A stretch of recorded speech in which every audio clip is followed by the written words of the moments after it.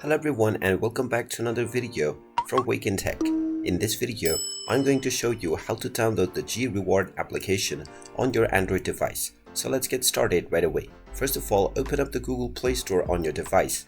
And now from the home page, tap on the search box at the top section and then type in Greward and start your search. Once you find the Greward application, tap on it and you will see the install button if you haven't already installed it. Tap on the install button and this will begin the download and installation of the Greward application on your device.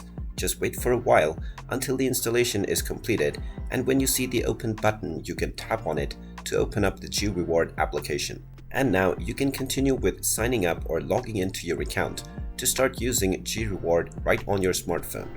And there you have it. That is how easy it is to download the Greward application on your Android device. If you find this video helpful, make sure you hit that like button and subscribe to our channel if you haven't done so already. Also ring that notification bell to never miss another update from us. Thank you for watching and I will see you again in the next video.